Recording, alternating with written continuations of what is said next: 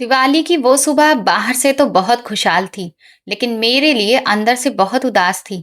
ऐसा लग रहा था जैसे मेरे दिल के किसी कोने में दबा हुआ पुराना दर्द आज फिर से जाग गया हो। रसोई में रखे पुराने बर्तन में दाल उबल रही थी और उसकी खुशबू पूरे घर में फैल रही थी।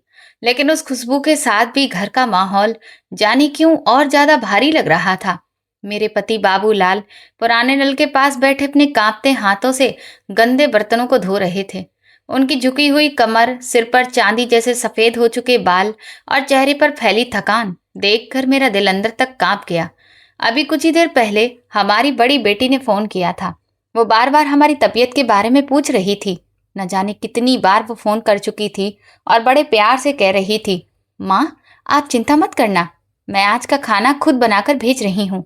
आप बस दाल गरम कर लेना और दोनों लोग खाना खा लेना। मैं अभी दाल को उबलते पानी में डाल ही रही थी कि तभी मेरी छोटी बेटी का फोन आ गया। छोटी बेटी की आवाज में भी वही पुरानी चिंता और अपनापन था। वो भी हम दोनों को लेकर बहुत परेशान थी। उसने कहा, माँ, सुबह से मेरे मन को बिल्कुल चैन नहीं मिल रहा। बार बार आप दोनों का ही ख्याल आ रहा है। पता नहीं क्यों दिल में अजीब सा डर लग रहा है कि मेरे माँ बाबूजी अकेले दिवाली मना रहे होंगे, और वो भी इस उम्र में। अपनी बेटियों की ये बातें सुनकर और अपने पति को इतनी उम्र में भी घर का काम करते देखकर मेरे हाथ अपने आप कांपने लगे। लेकिन मैंने देखा कि बाबूलाल जी ने तुरंत अपने हाथ में रखे पुराने रूमाल से आंखों के कोने पोंछ लिए। वो अपनी बेटी की आवाज सुनकर चुपचाप रो रहे थे, लेकिन नहीं चाहते थे कि मुझे उनके आंसू दिखाई दें। शायद उनके मन में आज भी यही बात थी कि मर्द रोते नहीं हैं। हमारे कुल 4 बच्चे थे, 2 बेटियां और 2 बेटे। लेकिन मेरे पति का दिल हमेशा अपने बेटों के लिए अलग ही धड़कता था। उन्हें बेटियों के पैदा होने की उतनी खुशी नहीं हुई थी जितनी बेटों के पैदा होने पर हुई थी। जब हमारी पहली बेटी इस दुनिया में आई थी, मुझे आज भी वो दिन साफ साफ याद है।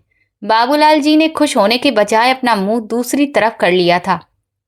उन्होंने बच्ची को बस थोड़ी देर देखा था और फिर नजरें फेर ली थी। उन्होंने मेरे सामने अपनी खुशी का जरा भी इजहार नहीं किया। काफी समय तक उन्होंने मुझसे ठीक से बात तक नहीं की थी। उनका मानना था कि परिवार का पहला बच्चा हमेशा बेटा होना चाहिए, क्योंकि बेटा ही आगे चलकर पिता का सहारा बनता है। वो अक्सर कहा करते थे कि बेटा बड़ा होकर पिता का हाथ पकड़ता है, उसके साथ खड़ा रहता है और बुढ़ापे में वही उसकी लाठी बनता है। फिर कुछ साल बाद जब दूसरी बेटी हुई तो उनकी नाराजगी का कोई ठिकाना नहीं था। कई दिनों तक घर में एक अजीब सी खामोशी छाई रही। वो मुझसे ठीक से बात नहीं करते थे, अपनी बेटी को भी प्यार से देखने से बचते थे। उन्हें ये बात स्वीकार नहीं हो रही थी कि हमारे घर में 2 बेटियां हो गई हैं। उन्हें लगता था कि बेटियां तो एक दिन शादी करके दूसरे घर चली जाएंगी और फिर हमारा घर खाली रह जाएगा। फिर वो दिन आया जब उनकी इच्छा पूरी हुई और एक स्वस्थ बेटा हुआ। उस दिन मेरे पति की खुशी का कोई ठिकाना नहीं था। मैंने उस दिन उनके चेहरे पर ऐसी खुशी देखी थी जैसी पहले कभी नहीं देखी थी। उन्होंने पूरे मोहल्ले में मिठाई बांटी थी, और जब चौथी बार हमारे घर बेटे ने जन्म लिया तो वो अपनी हैसियत से भी आगे निकल गए। उन्होंने पैसे जोड़कर मेरे लिए एक सुंदर सी सोने की अंगूठी खरीदी और मुझे तोहफे में दी। वो कहते थे कि अब हमारा परिवार पूरा हो गया है। उनके लिए हमारे दोनों बेटे ही उनकी सबसे बड़ी खुशी और सबसे बड़ा गर्व थे। वह हमेशा गर्व से कहते थे, देखना, ये दोनों बेटे एक दिन हमारा नाम रोशन करेंगे। बुढ़ापे में यही दोनों हमारी सबसे मजबूत ताकत बनेंगे, यही दोनों हमारे सहारे की लाठी बनेंगे। और मेरी बेटियों के बारे में वो कहते थे, ये बेटियां तो एक दिन किसी और के घर चली जाएंगी, वहां जाकर अपना घर बसाएंगी और यहाँ से अपने हिस्से का दहेज लेकर विदा हो जाएंगी। बाबूलाल जी ने अपनी जवानी, अपनी सेहत और अपनी जिंदगी का हर एक पल इन दोनों बेटों की परवरिश और उनके अच्छे भविष्य के लिए लगा दिया था। वो सुबह घर से निकलते, दिन भर सरकारी दफ्तर में मेहनत करते और शाम होते ही आराम करने की बजाय एक कपड़ों की दुकान पर पार्ट टाइम काम करने चले जाते। कई बार सर्दियों की रात में जब वो घर लौटते तो मैं उनके पैरों में छाले और सूजन देखती थी। उनके चेहरे को देखकर साफ पता चलता था कि वो अंदर से पूरी तरह से टूट चुके हैं।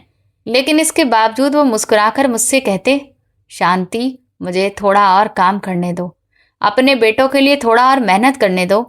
मैं नहीं चाहता कि मेरे बच्चों को वो सारी तकलीफ और बेइज्जती देखनी पड़े जो उनके पिता ने देखी है। मैं चाहता हूं कि मेरे बच्चे अपने पिता से भी ज्यादा आगे जाएं।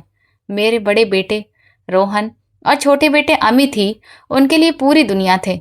मैंने अपने पति को कभी अपनी बेटियों के सिर पर प्यार से हाथ फेरते हुए नहीं देखा था, लेकिन अपने बेटों को वो हद से ज्यादा लाड़ प्यार करते थे। उन्होंने अपनी छोटी छोटी इच्छाओं को दबा दिया, अच्छा खाना छोड़ दिया, नए कपड़े नहीं खरीदे और अपने लिए नई चप्पल तक नहीं लेते थे। लेकिन बेटों के लिए महंगी किताबें, अच्छे स्कूल की फीस और शहर के जाने माने टीचरों से ट्यूशन का इंतजाम करते थे। जब भी मोहल्ले का कोई आदमी या रिश्तेदार उनसे कहता, बाबूलाल जी अपने लिए भी एक नई कमीज बनवा लीजिए, अपने लिए नए जूते ले लीजिए, जिंदगी बार बार नहीं मिलती, तो वो हमेशा एक ही जवाब देते। वो कहते, मेरे लिए तो मेरे ये दोनों बेटे ही सब कुछ हैं। जिस दिन ये दोनों पढ़ लिख कर बड़े आदमी बन जाएंगे और अपने पैरों पर खड़े हो जाएंगे, उस दिन समझना मेरी सारी दिवाली हो गई और मेरे लिए वही सबसे अच्छे नए कपड़े होंगे। वक्त किसी के लिए नहीं रुकता, वो पत्ते की तरह उड़ता चला जाता है और हमें पता भी नहीं चलता। देखते ही देखते हमारे दोनों बेटे जवानी की दहलीज पर पहुंच गए। बड़ा बेटा रोहन पढ़ाई में बहुत तेज और होशियार था। अपनी मेहनत के दम पर उसे एक बड़ी कंपनी में अच्छे पद पर नौकरी मिल गई। नौकरी भी दूसरे बड़े शहर में लगी थी। हम दोनों पति पत्नी ने अपनी जिंदगी भर की जमा पूंजी लगाकर और कुछ लोगों से उधार लेकर उसकी शादी बड़े धूमधाम से की, क्योंकि जैसे ही उसे अच्छी नौकरी मिली, उसके पिता के मन में उसकी शादी करने की धुन सवार हो गई थी। हमें लगा था कि अब हमारा घर और भी खुशियों से भर जाएगा। हमें क्या पता था कि हमारी खुशी ज्यादा दिन टिकने वाली नहीं है। शादी के कुछ ही समय बाद हमारी बहू को हमारा पुराना गांव और सादा माहौल बिल्कुल पसंद नहीं आया। उसे गांव का वातावरण अच्छा नहीं लगता था। वो शहर की ऊंची ऊंची इमारतों, फैशन और आधुनिक जिंदगी की आदी थी। हमारे साथ इस पुराने घर में रहना उसे बोझ जैसा लगता था। वो अक्सर रोहन से कहती कि हमें भी शहर में जाकर रहना चाहिए। वो कहती कि यहाँ उसे अपनी जिंदगी की कोई सुविधा नहीं मिलती। धीरे धीरे वो रोहन को शहर जाकर बसने के लिए समझाने लगी। दूसरी तरफ हमारा छोटा बेटा अमित पढ़ाई पूरी करने के बाद बेहतर भविष्य की तलाश में दुबई चला गया। उसका सपना हमेशा से था कि वो विदेश जाकर खूब पैसा कमाएगा और अपनी जिंदगी बदल देगा। बाबूलाल जी को लगता था कि अब उनके अच्छे दिन आ गए हैं, उनका सपना पूरा होने वाला है। एक बेटा इतनी बड़ी कंपनी में नौकरी कर रहा था और दूसरा दुबई जाकर कमाने लगा था, लेकिन उन्हें इस बात का जरा भी अंदाजा नहीं था कि जिन बेटों को उन्होंने अपनी जिंदगी का सबसे बड़ा सहारा समझकर पाला था, वही धीरे धीरे उनके शरीर से ही नहीं बल्कि उनके दिल से भी दूर होते जा रहे थे। अब हमारे घर की सबसे बड़ी उम्मीद बस हमारे बड़े बेटे रोहन के कभी कभार आने वाले फोन और छोटे बेटे अमित के विदेश से आने वाले फोन रह गए थे। बड़ा बेटा रोहन अपनी पत्नी को लेकर शहर में जाकर रहने लगा। उसने वहां किराए पर घर ले लिया था, लेकिन अभी वो हर हफ्ते शनिवार रविवार की छुट्टी में आ जाता था। मेरे पति बाबूलाल जी अब पहले से भी ज्यादा चुप रहने लगे थे। उनके कंधे धीरे धीरे झुकने लगे थे। पैसे की अब कोई खास कमी नहीं थी, लेकिन जब भी बेटों की बात होती, उनकी बुझती हुई आंखों में एक अजीब सा गर्व दिखाई देता था। वो अक्सर रात को सोने से पहले मुझसे कहते, शांति, जब रोहन का बेटा थोड़ा बड़ा हो जाएगा ना, तब हम उसे अपने पास बुला लेंगे। देखना, हमारा पोता हमारे साथ रहेगा, हमारे बुढ़ापे का सहारा बनेगा। हमारे बेटे ऐसे नहीं थे कि हमें किसी चीज की कमी होने देते, लेकिन उन्हें क्या पता था कि वक्त कितनी जल्दी अपने रंग बदलता है। जिस शहर को वो हमारे भविष्य की गारंटी समझ रहे थे, वही शहर धीरे धीरे हमारे बेटों को हमसे दूर करता जा रहा था। मेरा बड़ा बेटा रोहन अब लगभग पूरा का पूरा शहर का हो चुका था। रोहन की शादी को अभी कुछ ही साल हुए थे कि उसकी पत्नी ने शहर में हमेशा के लिए बसने की जिद पकड़ ली। वह अक्सर रोहन से कहती रहती थी कि गांव के टूटे फूटे पुराने घर में रहना बच्चों की सेहत के लिए ठीक नहीं है। वो कहती थी कि गांव का माहौल भी अब साफ नहीं रहा, बच्चों की तबीयत खराब होती रहती है और यहाँ रहकर उनका कोई भविष्य नहीं है। शुरुआत में रोहन अपनी पत्नी की बातों को टालता रहा। वो कभी हमारे प्यार का हवाला देता तो कभी अपने बूढ़े पिता की हालत का। वो अपनी पत्नी से कहता, पापा ने मेरे लिए पूरी जिंदगी मेहनत की है, मेरा छोटा भाई भी बाहर रहता है, ये घर और मेरे माता पिता मेरी जिम्मेदारी हैं, मैं उन्हें छोड़कर कहीं नहीं जा सकता। लेकिन रोज रोज के झगड़ों और पत्नी की लगातार बातें सुनते सुनते वो अंदर से टूटने लगा। आखिर एक दिन उसने भी हार मान ली। एक दिन उसका फोन आया। उसने कहा, पापा हमने यहाँ शहर में एक बड़ा घर लेने का फैसला किया है। आप दोनों भी हमारे साथ शहर आ जाइए। सब लोग साथ रहेंगे तो ठीक रहेगा। किराए के घर में किराए के पैसे बेकार में जाते हैं और हर हफ्ते मुझे परिवार के साथ गांव दौड़कर भी आना पड़ता है। मेरी पत्नी भी शुरू से शहर में रहने की आदी है, इसीलिए मैंने शहर में एक घर देख लिया है। बाबूलाल जी पर तो जैसे आसमान टूटकर गिर पड़ा हो। जो आदमी हमेशा अपने गांव की मिट्टी और अपने पुराने घर पर गर्व करता था, जो अपने बेटों को अपना सहारा कहा करता था, उसी आदमी को आज अपने बेटे का ये फैसला अंदर तक हिला गया। उन्होंने अपनी दोनों बेटियों की जिम्मेदारियां पूरी तरह निभाई थीं। उनकी शादी की, उन्हें अपने घर से विदा किया, लेकिन बेटों से उन्हें हमेशा कुछ अलग ही उम्मीद रही थी। रोहन बार बार कह रहा था, पापा अब हम यहाँ नहीं रह सकते, आप दोनों भी हमारे साथ शहर चलिए, हमारे पास सब कुछ है, आपको किसी चीज की कमी नहीं होगी।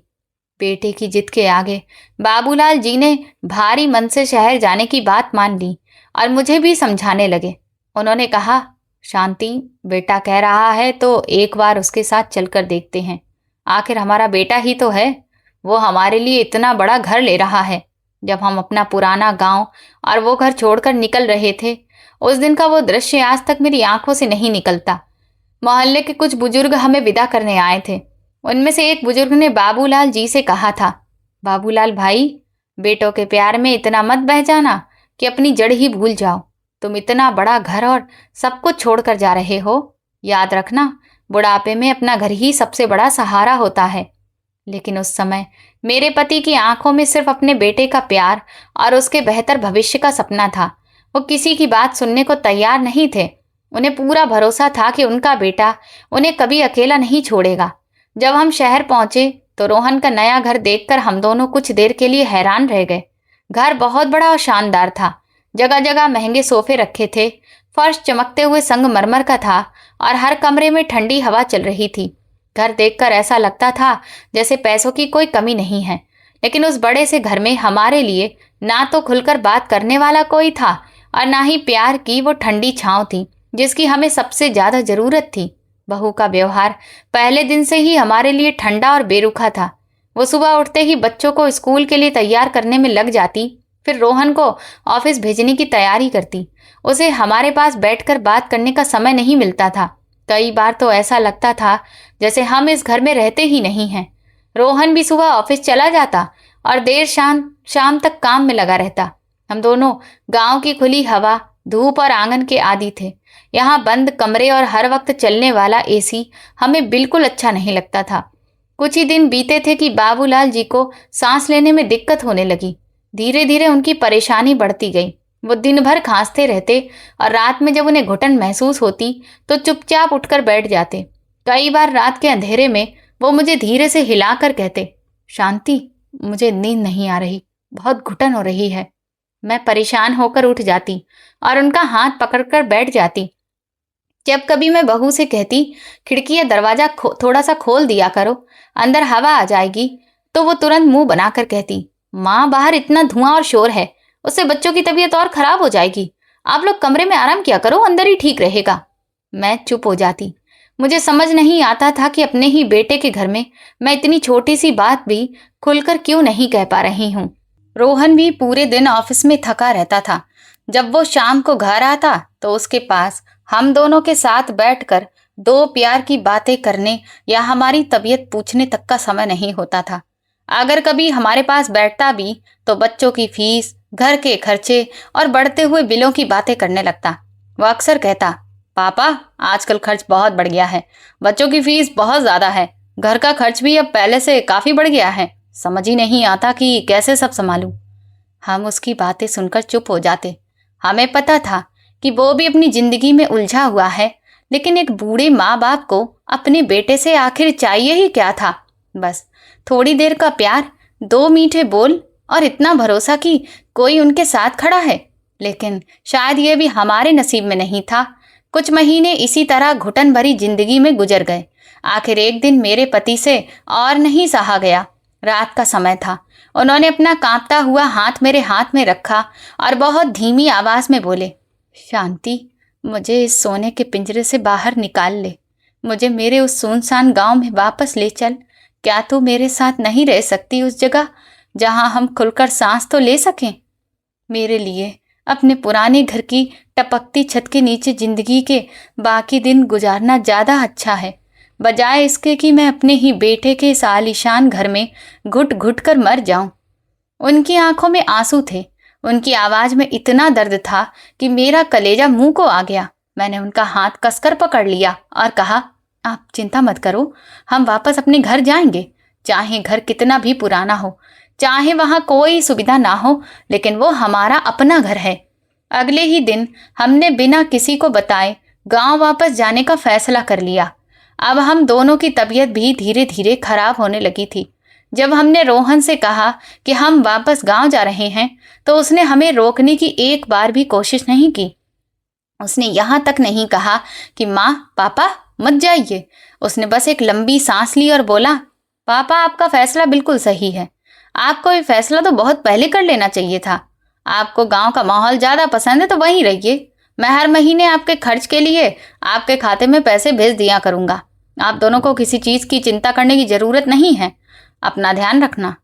उसके मुंह से निकले ये बेरुखे शब्द सुनकर बाबूलाल जी ने अपना हाथ सिर पर रख लिया और मेरी तरफ शर्म से देखने लगे।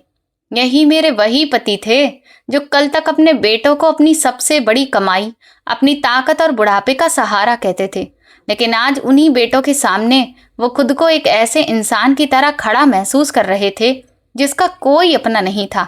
जब हम वापस अपने पुराने और टूटे फूटे गांव वाले घर में पहुंचे, तो दीवारों से निकलता हुआ सीलन का गंदा निशान और जगह जगह से गिरती छत जैसे हमारा स्वागत कर रही थी।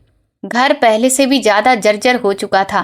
मोहल्ले के कुछ लोगों ने हमें देखकर ताना मारा, देखा पूरी जवानी बेटों पर लगा दी और अब बुढ़ापे में ठोकर खाकर वापस आ गए।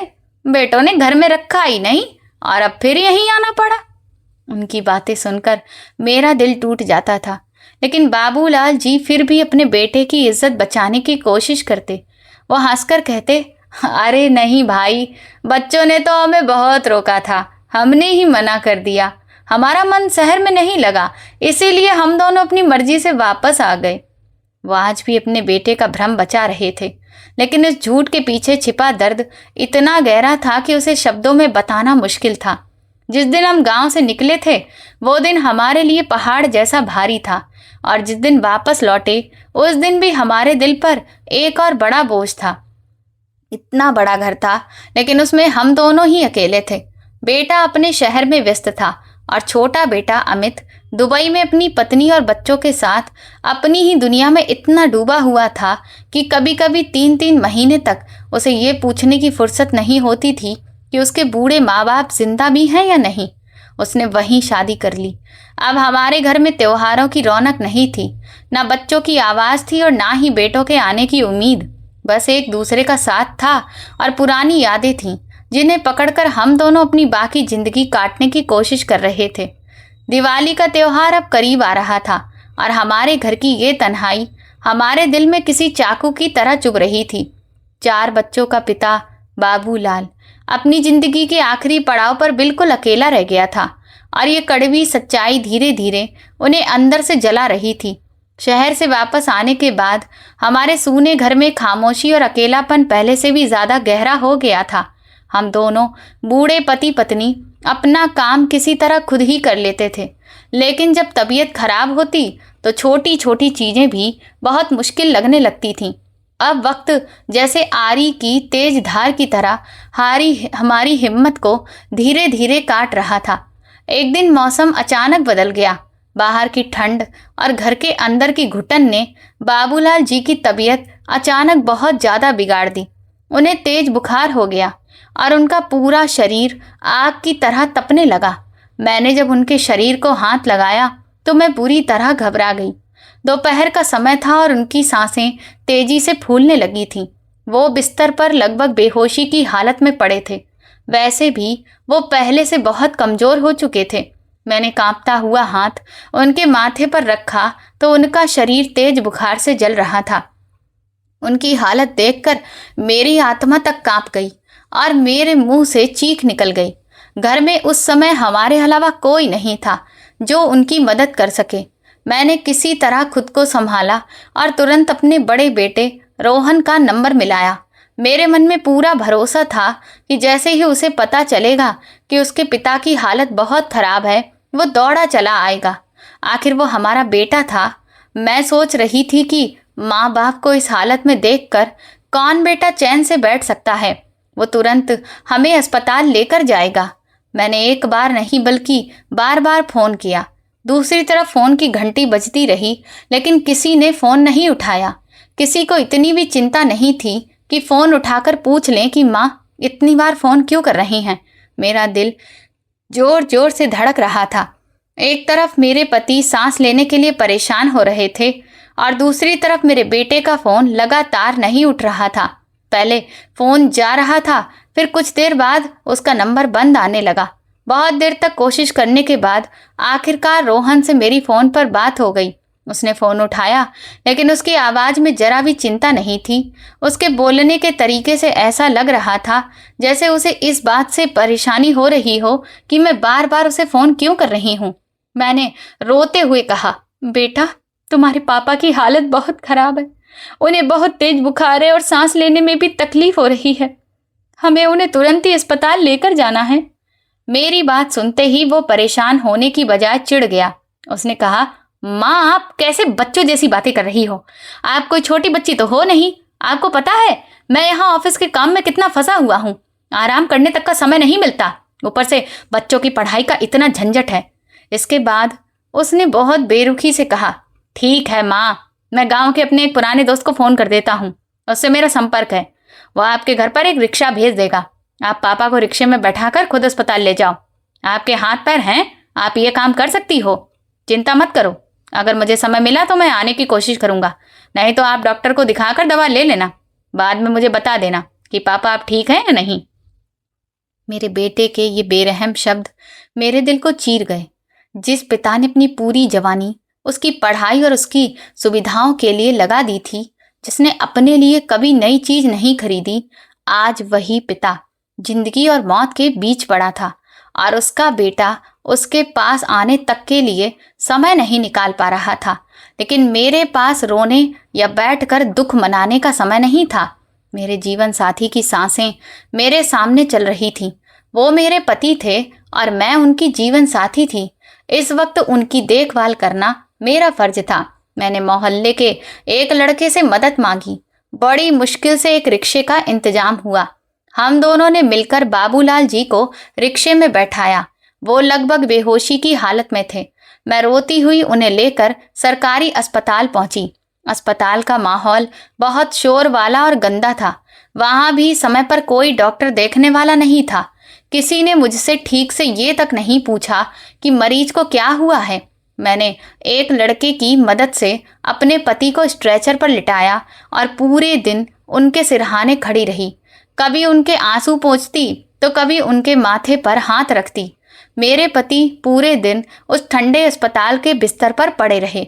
उन्हें ग्लूकोज की बोतलें चढ़ाई जा रही थीं, क्योंकि उनका शरीर बहुत कमजोर हो चुका था। वो अधबेहोशी की हालत में बार बार कुछ बड़बड़ाते थे। मैंने कई बार देखा कि उनके होंठ हिल रहे हैं और वो अपने दोनों बेटों के नाम पुकार रहे हैं। कभी कहते रोहन और कभी धीमी आवाज में कहते अमित।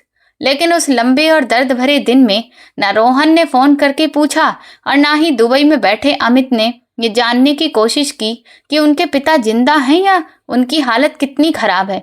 किसी ने एक बार भी फोन नहीं किया। मेरे दिल में जैसे खून के आंसू बह रहे थे। मैं सोच रही थी कि जिन बच्चों को हमने अपनी जिंदगी का सबसे बड़ा खजाना समझकर पाला, आज वही हमारे सामने पत्थर के बुत की तरह खड़े हो गए हैं। लेकिन मैंने जैसे ही अपनी बेटियों को बताया कि उनके पिता की तबीयत बहुत खराब है, उनके फ़ोन आने शुरू हो गए। मेरी बड़ी बेटी सुनीता ने तो बार बार फ़ोन किया। वो हर थोड़ी देर में पूछती, माँ पापा की तबीयत कैसी है? डॉक्टर ने क्या कहा? आप अकेली तो नहीं हो? मेरी छोटी बेटी भी लगातार फ़ोन कर रही थी। वो रोते हुए कहती, माँ आप चिंता मत करना, हम अभी निकल रहे हैं। ज़रूरत पड़ी तो हम किसी भी तरह आपके पास पहुँचेंगे। जिस पिता ने कभी अपनी बेटियों को अपने बेटों जितना प्यार नहीं दिया था, जिन्होंने कभी प्यार से उनके सिर पर हाथ तक नहीं फेरा था, आज उसी पिता के लिए उनकी बेटियां दूर बैठकर रो रही थीं। उस मुश्किल वक्त में अगर कोई हमारा दर्द समझ रहा था और हमारी चिंता कर रहा था तो वो हमारी बेटियां थीं। शाम होते होते मैं किसी तरह अपने पति को लेकर वापस उसी सूने घर में आ गई। मेरा पूरा शरीर थक कर टूट चुका था, लेकिन उससे भी ज्यादा थकान मेरे मन में थी। बाबूलाल जी अब पहले जैसे मजबूत नहीं रहे थे। उनकी हिम्मत जैसे खत्म हो चुकी थी। उनका शरीर कमजोर था और दिल अंदर तक टूट चुका था। वो बिस्तर पर चुपचाप लेटे हुए आंसू बहा रहे थे। मैंने कई बार देखा कि उनकी आंखों से निकले आंसू उनके बालों तक पहुंच जाते और वो चुपचाप हाथ उठाकर उन्हें पोंछ लेते ताकि मुझे पता ना चले कि वो रो रहे हैं। उनकी ऐसी हालत देखकर मुझे लगता था जैसे हमारी जिंदगी हमसे छीन ली गई हो। इस दर्द की ना तो कोई दवा थी और ना कोई मरहम। हम दोनों बस एक दूसरे को देखकर चुप हो जाते थे। वक्त किसी के लिए नहीं रुकता। हमारे दिन और रात दुख के बोझ के नीचे धीरे धीरे गुजरते रहे। अस्पताल वाली घटना के बाद बाबूलाल जी अंदर से पूरी तरह से टूट चुके थे। जिस हिम्मत और जिद पर उन्हें कभी गर्व हुआ करता था वो कहीं खो गई थी। अब दिवाली का त्योहार फिर से हमारे घर के करीब आ रहा था, लेकिन इस बार ये त्योहार हमारे लिए खुशी नहीं बल्कि किसी भयानक सजा की तरह लग रहा था। पिछली दिवाली की तरह इस बार भी सुबह बहुत उदास थी। फर्क सिर्फ इतना था कि इस बार हमारे दिल में बची उम्मीद की छोटी सी रोशनी भी बुझ चुकी थी। पहले हमें लगता था कि शायद हमारे बेटे वापस आ जाएंगे, शायद दिवाली के दिन वे हमारे साथ बैठकर खाना खाएंगे, शायद घर में फिर बच्चों की आवाज सुनाई देगी, लेकिन अब ऐसा कुछ भी होने की उम्मीद नहीं थी। फिर भी मेरे पति अपने दिल को समझाते रहते थे। वो मुझसे कहते, तुम देखना शांति, रोहन जरूर आएगा, बेटा है हमारा, दिवाली के दिन हमें अकेला थोड़ी छोड़ेगा। उस सुबह वो बहुत जल्दी उठ गए, अपने कांपते हाथों से पुराने कपड़े पहने और चुपचाप आकर दरवाजे के पास बैठ गए। उनकी नज़र लगातार उसी पुराने दरवाजे पर टिकी हुई थी। उन्हें उम्मीद थी कि कभी भी दरवाजे पर दस्तक होगी और बाहर से रोहन की आवाज़ आएगी। शायद उनके मन में ये भी था कि रोहन अपने बेटे को साथ लेकर आएगा और वो पोते के साथ दिवाली मनाएंगे। घंटे गुजरते गए, सुबह निकल गई, दोपहर हो गई, फिर शाम होने लगी, लेकिन दरवाजे पर कोई दस्तक नहीं हुई। बेटों की तरफ से दिवाली की शुभकामना का एक छोटा सा संदेश तक नहीं आया। इसी बीच मेरी बेटी सुनीता ने हमारे लिए खाना भेजा। उसका बेटा इतनी दूर से खाना लेकर हमारे घर आया था। वो अपनी नानी और नाना को खाना खिलाकर कुछ देर हमारे पास बैठा और फिर वापस चला गया। उसके जाने के बाद बाबूलाल जी खुद को रोक नहीं पाए। उनकी आंखों में कई घंटों से रुके आंसुओं का बांध टूट गया। उन्होंने अपने कपड़े का कोना चेहरे पर रखा और किसी छोटे बच्चे की तरह फूट फूट कर रोने लगे। वो रोते हुए बोले, शांति, तुम बिल्कुल सही कहती थी। हमने अपनी पूरी जवानी उन बेटों के नाम कर दी जिनके लिए हमने अपनी बेटियों तक को कभी बराबर प्यार नहीं दिया। आज इस शुभ दिन पर हमारे बेटों को हमारे लिए एक फोन करने तक की फुर्सत नहीं है।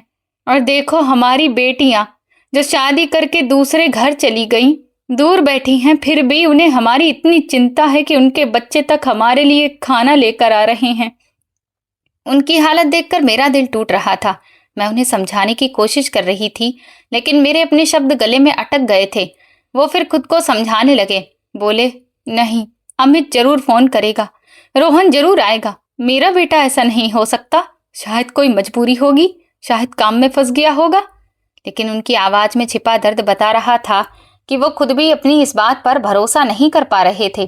वो अपने बेटे के बारे में जो उम्मीद इतने सालों से अपने दिल में लेकर बैठे थे, वो अब उनके सामने टूट रही थी। शाम ढलने के बाद आखिरकार रोहन का फोन आया, लेकिन इस फोन की घंटी हमारे लिए खुशी नहीं बल्कि किसी सजा से कम नहीं थी। मैंने कांपते हाथों से फोन उठाया और उसे स्पीकर पर कर दिया, क्योंकि मेरे पति सुबह से अपने बड़े बेटे के फोन का इंतजार कर रहे थे। दूसरी तरफ से रोहन की आवाज आई। उसने कहा, माँ, इस बार दिवाली की छुट्टियों में हमें मेरी ससुराल जाना है। 2-3 दिन की छुट्टी है तो वहीं जाना पड़ेगा, इसीलिए इस बार दिवाली पर मैं गांव नहीं आ पाऊंगा। 2-3 दिन बाद देखता हूँ। अगर आप लोग चाहें तो खुद शहर आ जाना। यहाँ एसी है, बच्चों को गर्मी नहीं लगेगी। आपके गांव में तो बिजली भी ठीक से नहीं रहती और कोई सुविधा भी नहीं है, इसलिए इस बार मेरे लिए आना मुश्किल है। बच्चे भी गांव आने को तैयार नहीं हैं। बेटे के मुंह से निकले ये बेरुखे शब्द मेरे पति के सीने में जैसे तीर की तरह जा लगे। वो एकटक सामने की तरफ देखते रहे। उनके चेहरे का रंग अचानक उड़ गया। उनकी सांसें फिर से तेज होने लगीं। मैंने तुरंत फोन बंद कर दिया और उसे एक तरफ रख दिया। फिर मैं अपने पति को संभालने के लिए उनके पास बैठ गई, लेकिन इस बार वो इस सदमे को सह नहीं पाए। उनके अंदर बैठा एक पिता उसी पल जैसे हमेशा के लिए चुप हो गया। रात काफी हो चुकी थी। बाहर पूरा गांव अंधेरे में डूबा हुआ था। मैं उनके पास बैठी रही। कुछ देर बाद मैंने उन्हें आवाज दी, बाबूलाल जी, लेकिन कोई जवाब नहीं आया। मैंने उनका कंधा हिलाया, फिर उनका हाथ पकड़ा। उनका शरीर बिल्कुल ठंडा पड़ चुका था। मेरी आंखों के सामने अंधेरा छा गया। जिस पिता ने अपने बेटों के लिए अपनी पूरी जिंदगी लगा दी थी, जिस पिता ने अपनी खुशियां, अपनी इच्छाएं और अपनी जवानी उनके नाम कर दी थी, वो अपने ही बच्चों की बेरुखी का दर्द अपने दिल में लिए इस दुनिया से हमेशा के लिए चला गया था। मेरे मुंह से चीख निकल गई। मैं पागलों की तरह रोते हुए रात के अंधेरे में मोहल्ले के लोगों के दरवाजे खटखटाने लगी।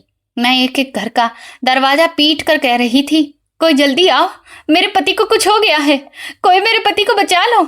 मोहल्ले का एक लड़का मेरी मदद के लिए दौड़ कर आया। उसने बाबूलाल जी की नब्ज देखी, फिर उनके चेहरे की तरफ देखा और बहुत धीमी आवाज में बोला, चाची, चाचा जी अब इस दुनिया में नहीं रहे। उसके मुंह से ये शब्द सुनते ही मैं जोर जोर से चीखने लगी। मुझे लगा जैसे मेरी पूरी दुनिया उजड़ गई हो। वो बूढ़ा आदमी ही तो मेरा सहारा था। इतने सालों से हर दुख सुख में मेरे साथ खड़ा रहने वाला मेरा जीवन साथी आज मुझे छोड़कर चला गया था। उस वक्त मेरी हालत ऐसी थी कि मुझे समझ ही नहीं आ रहा था कि मैं क्या करूं। मैंने अपने बड़े बेटे रोहन का नंबर मिलाया। दिवाली का दिन था। मैं बार बार अपने बेटे को फोन कर रही थी कि उसे बता सकूं कि उसके पिता अब इस दुनिया में नहीं रहे। मैं चाहती थी कि कम से कम आखिरी बार ही सही वो अपने पिता की शक्ल देख ले, लेकिन रात के उस समय भी उसने फोन उठाने की जरूरत नहीं समझी।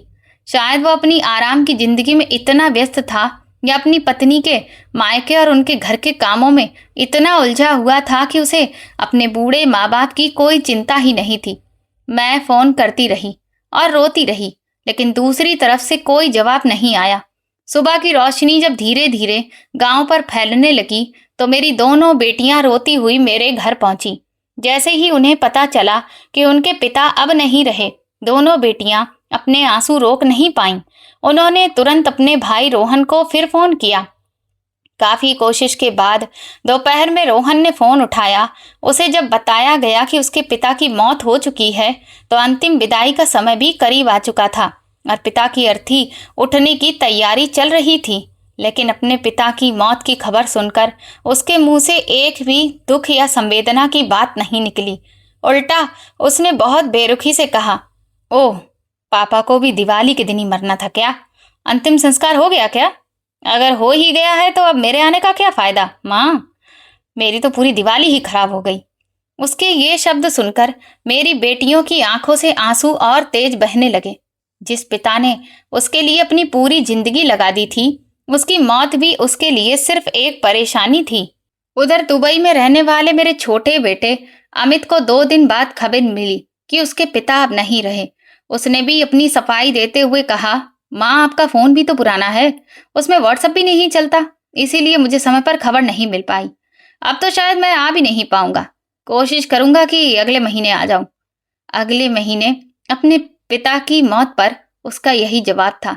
जिस बूढ़े पिता ने अपनी जिंदगी की एक एक सांस अपने बेटों के लिए लगा दी थी, आज उनकी अर्थी को कंधा देने के लिए भी उनका कोई बेटा मौजूद नहीं था। जिस पिता ने कभी सोचा था कि बुढ़ापे में उसके दोनों बेटे उसकी अर्थी को कंधा देंगे, उसी पिता की अर्थी उठाने के लिए पड़ोस के लोग और बेटियां आगे आईं। वो घर जो कभी चारों बच्चों की हंसी और शोर से गूंजा करता था, आज मेरी चीखों और मेरी बेटियों के रोने की आवाज से गूंज रहा था। मेरी दोनों बेटियां अपने पिता के दोनों तरफ बैठी थीं। कोई उनके पैर दबा रहा था, कोई उनके सिर पर हाथ रख रहा था और मैं बस उन्हें देखती जा रही थी। पति के अचानक चले जाने के बाद उस पुराने और सुनसान घर की दीवारें मुझे जैसे खाने लगी थीं। अब उस घर की हर चीज में मुझे बाबूलाल जी की याद दिखाई देती थी। उनकी पुरानी चारपाई, उनका चश्मा, उनका पुराना कुर्ता, उनका हुक्का और वो कुर्सी जिस पर वो रोज बैठकर दरवाजे की तरफ देखा करते थे। अब उस घर की चौखट पर मैं बिल्कुल अकेली रह गई थी। बेटियों को मैंने जबरदस्ती उनके घर भेज दिया, क्योंकि उनकी भी अपनी घर गृहस्थी है। जिस घर में कभी 4 बच्चों की हंसी, शोर और लड़ाई की आवाजें गूंजा करती थीं, वहां अब सिर्फ मेरी सांसों और मेरी यादों की आवाज बची थी। अंतिम संस्कार के अगले ही दिन मेरे दोनों बेटे सुनसान घर में सिर्फ औपचारिकता पूरी करने आए। रोहन ने चेहरे पर दुख लाने की कोशिश करते हुए कहा, माँ, अब आप यहाँ अकेली कैसे रहेंगी? आप अपने कपड़े और बाकी सामान बांध लो और हमारे साथ शहर चलो। मैं आपको यहाँ अकेले नहीं रहने दूंगा। उसके मुंह से ये बात सुनकर मेरे दिल के किसी कोने में एक छोटी सी उम्मीद फिर जाग गई। मुझे लगा शायद पिता की मौत ने मेरे बेटे को बदल दिया है। शायद अब उसे अपनी गलती का एहसास हो गया है। शायद अब वो मुझे अपने साथ रखेगा और मेरा बुढ़ापा अपने पास गुजारने देगा। लेकिन मेरी ये उम्मीद ज्यादा देर तक नहीं टिक पाई। तभी उसकी पत्नी ने तुरंत बात काटते हुए कहा, अरे, माँ जी को शहर के उन बंद कमरों और फ्लैटों में कहाँ मन लगेगा? इन्हें तो गांव की मिट्टी की आदत है। ऊपर से पिताजी भी इसी जगह के रहने वाले थे। अगर माँ जी यहाँ रहना चाहती हैं तो हम इनके लिए एक नौकरानी रख देंगे। वो 24 घंटे इनका ध्यान रखेगी। माँ जी को किसी चीज की परेशानी नहीं होगी। आखिर शहर में घूमते फिरते रहेंगी तो कहीं गिर पड़ गई तो बस फिर तो और दिक्कत हो जाएगी। पिछली बार भी माँ जी हमारे साथ शहर गई थी तो उनका तो मन ही नहीं लगा था। उसकी बातें सुनते ही मैं समझ गई कि इन शब्दों के पीछे असली बात क्या थी। मेरा बेटा चुपचाप सिर झुकाए खड़ा था। उसने अपनी पत्नी की एक भी बात का विरोध नहीं किया। उस पल मुझे समझ आ गया कि उस भीड़ भरे शहर में मेरे लिए कोई जगह नहीं है। वे मुझे अपने साथ नहीं ले जाना चाहते थे, बस एहसान के नाम पर एक नौकरानी रखने की बात कर रहे थे। मैंने अपने आंसुओं से भरी आंखों से अपने बेटे की तरफ देखा और एक लंबी ठंडी सांस लेकर कहा, बेटा, तुम मेरी चिंता बिल्कुल मत करो। मेरे बारे में मत सोचो। मैं अपनी जिंदगी के बाकी दिन इसी टपकती छत के नीचे अपने पति की यादों और उनकी निशानियों के साथ गुजार लूंगी। तुम्हारे पापा ने अपनी पूरी जिंदगी इसी घर में गुजारी थी। मेरे लिए ये घर ही सब कुछ है। तुम अपनी पत्नी और बच्चों के साथ वापस जाओ और अपनी जिंदगी खुशी से जियो। मेरी वजह से परेशान मत होना। मैं चाहती थी कि मेरा बेटा कम से कम इस बात पर कहे कि नहीं माँ, आप हमारे साथ चलेंगी। लेकिन उसने उल्टा बड़े आराम से कहा, माँ, मैंने आपके लिए नौकर का इंतजाम कर दिया है। वो हमेशा आपके साथ रहेगा और आपकी हर बात की जानकारी मुझे फोन पर देता रहेगा। आप अकेली रहेंगी तो मुझे हमेशा चिंता होती रहेगी। अच्छा हुआ मेरी पत्नी ने इतनी अच्छी सलाह दी। उसकी ये बनावटी चिंता सुनकर मेरा दिल और टूट गया। मैंने भारी मन से उससे पूछा, बेटा, तुम कह रहे थे कि दिवाली के बाद तुम अपने परिवार के साथ घूमने जाने वाले हो। क्या उसकी तैयारी पूरी हो गई? मेरी बात सुनते ही उसका चेहरा थोड़ा बदल गया। उसने नजरें चुरा ली, फिर कुछ घबराकर बोला, नहीं माँ, मेरे बड़े बेटे को शहर के सबसे महंगे और बड़े कॉलेज में पढ़ना है। उसका एडमिशन कराने में लाखों रुपए खर्च हो गए, इसीलिए इस बार घूमने का प्लान कैंसिल करना पड़ा। मेरा भी बहुत मन था कहीं जाने का, लेकिन अब अगले कुछ साल तक नहीं जा पाएंगे। अभी मेरे लिए बच्चे का करियर और उसकी पढ़ाई ज्यादा जरूरी है। मैं उसे बहुत अच्छा भविष्य देना चाहता हूँ, ठीक वैसे ही जैसे पापा ने मुझे दिया था। बेटे की ये बात सुनकर मेरे सूखे होठों पर एक कड़वी और दर्द भरी मुस्कान आ गई। उस मुस्कान में ना जाने कितने सालों का दुख छिपा था। मैंने उसकी आंखों में देखते हुए बहुत भारी आवाज में कहा, बेटा, अपनी सारी मेहनत, अपनी सारी ताकत और अपनी पूरी जिंदगी सिर्फ एक बच्चे के नाम मत कर देना। थोड़ा समय अपने लिए भी बचा कर रखना। अपने बुढ़ापे के लिए भी कुछ सोच लेना, नहीं तो एक दिन तुम्हें भी बहुत पछतावा होगा। जब ये बच्चे बड़े होंगे तो अपनी अपनी राह चुनेंगे, अपना घर बनाएंगे, अपनी जिंदगी में व्यस्त हो जाएंगे और शायद एक दिन तुम्हारी तरफ पलटकर देखने का समय भी उनके पास नहीं होगा। बिल्कुल वैसे ही जैसे तुमने अपने बूढ़े माँ बाप को पीछे छोड़ दिया और फिर कभी पलटकर नहीं देखा। ये कहते कहते मेरी आवाज भर्रा गई थी। मेरी आंखों से आंसू निकल रहे थे, लेकिन मेरी हर बात में उस वक्त की सच्चाई थी। मैंने उससे कहा, जो लोग अपनी पूरी जिंदगी, अपनी जवानी, अपनी किस्मत और अपनी सारी खुशियां बच्चों के नाम कर देते हैं, और उम्मीद करते हैं कि बुढ़ापे में यही बच्चे उनका सहारा बनेंगे। उनका अंत कई बार तुम्हारे पापा जैसा ही होता है। जिस पिता ने तुम्हारे लिए अपनी पूरी जिंदगी लगा दी, उसके जिंदा रहते उसके अपने बच्चे उसके पास नहीं थे, और जब वो इस दुनिया से चला गया तो उसकी अर्थी को कंधा देने वाला भी उसका अपना बेटा नहीं था। उसके दो दो बेटे थे, लेकिन दोनों में से किसी ने अपने पिता की अर्थी को कंधा नहीं दिया। मेरी ये सीधी और कड़वी बात सुनकर रोहन बिल्कुल पत्थर के बुत की तरह खड़ा रह गया। उसके चेहरे का रंग उड़ गया। उसने अपराधी की तरह अपनी नजरें नीचे कर लीं। शायद उसके दिमाग में एक एक करके वे सारे फोन, वे सारी बातें, वे सारे मौके घूमने लगे थे जब उसके पिता ने उसे याद किया था और उसने उन्हें नजरअंदाज कर दिया था। मैंने उसके कांपते हुए हाथ को अपने हाथ में लिया और उसकी तरफ देखते हुए कहा, बेटा, मेरी जिंदगी की बस एक आखिरी इच्छा पूरी कर देना। इस पुराने पुश्तैनी घर को कभी मत बेचना। इसे किसी अजनबी के हाथ मत देना। ये घर तुम्हारे पिता की आखिरी निशानी है। इसे संभाल कर रखना।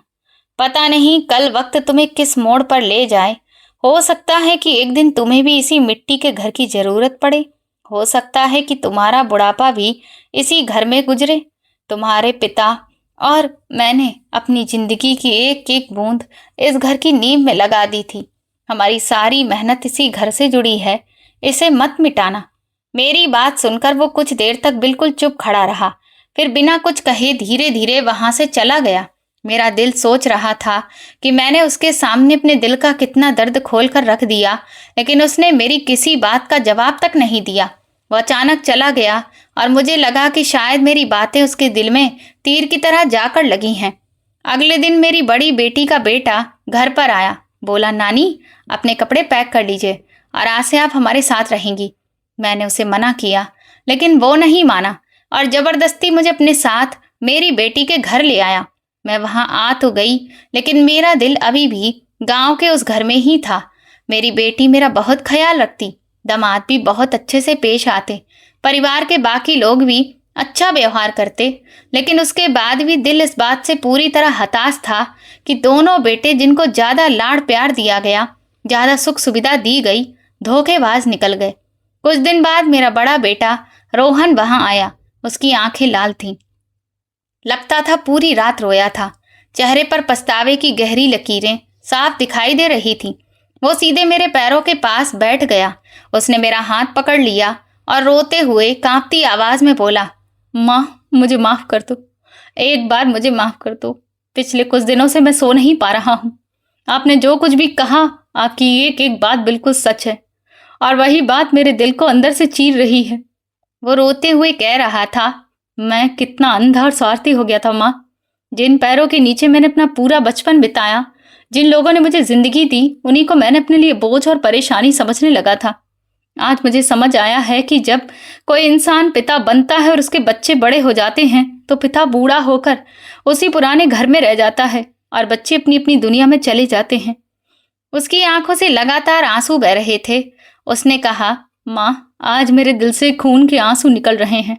मैंने अपने पिता को खो दिया और मैं उनके आखिरी समय में उनके पास नहीं था, लेकिन अब मैंने पक्का फैसला कर लिया है। मैं अपनी पत्नी और बच्चों को हमेशा के लिए गांव लेकर आऊंगा।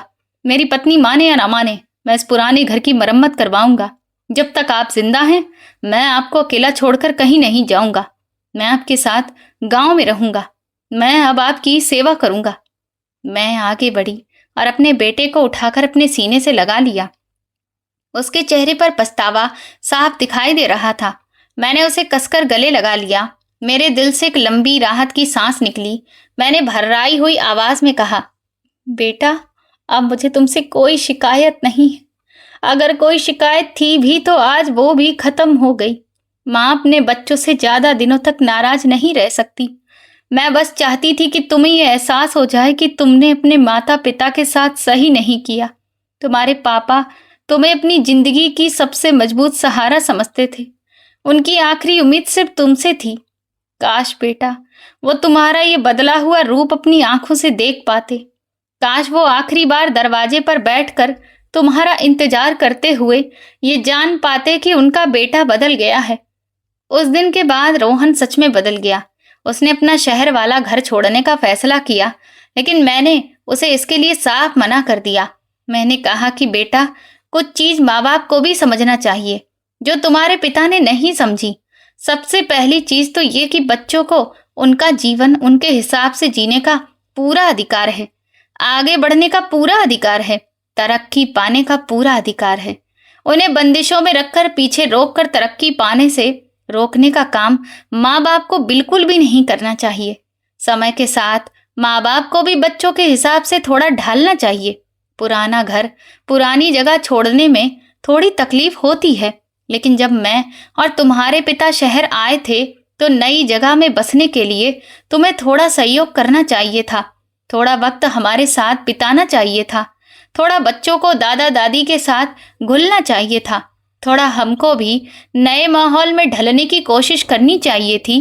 जिंदगी तभी तो आसान हो पाती है जब प्रयास दोनों तरफ से किए जाते हैं।